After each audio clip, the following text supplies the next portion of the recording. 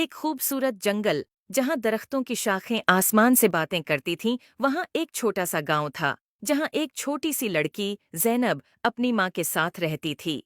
ज़ैनब को परिंदे बहुत पसंद थे और वो अक्सर जंगल में जाकर परिंदों के साथ खेलती थी। एक दिन जब ज़ैनब जंगल में खेल रही थी, उसने देखा कि एक खूबसूरत चिड़िया जिसके पर सोने जैसे चमक रहे थे, दरख्त की एक शाख पर बैठी है। ज़ैनब ने कभी ऐसी खूबसूरत चिड़िया नहीं देखी थी। उसने चिड़िया के करीब जाकर कहा, तुम कितनी खूबसूरत हो, क्या मैं तुम्हारे साथ खेल सकती हूँ? चिड़िया ने ज़ैनब की तरफ देखा और बोला, मैं एक सोने की चिड़िया हूँ और मेरी कहानी बहुत अजीब व गरीब है। क्या तुम मेरी कहानी सुनना चाहोगी? ज़ैनब ने कहा। हाँ, बिल्कुल, चिड़िया ने कहा। बहुत साल पहले मैं एक आम चिड़िया थी, लेकिन एक दिन एक परी ने मुझे सोने की चिड़िया बना दिया ताकि मैं लोगों की मदद कर सकूं। लेकिन जादू के असर से मैं अपनी आज़ादी खो बैठी हूँ और अब सिर्फ एक सच्चे दोस्त की मदद से आज़ाद हो सकती हूँ। ज़ैनब ने चिड़िया से कहा, मैं तुम्हारी मदद कैसे कर सकती हूँ? चिड़िया ने जवाब दिया, तुम्हें जादुई परी को तलाश करना होगा, सिर्फ वही मुझे आज़ाद कर सकती है। ज़ैनब ने वादा किया कि वो परी को ज़रूर तलाश करेगी। अगले दिन ज़ैनब ने अपनी तलाश शुरू की और जंगल के बीचों बीच एक खूबसूरत झील तक पहुंची और उसने देखा कि एक खूबसूरत परी पानी की सतह पर उड़ रही है।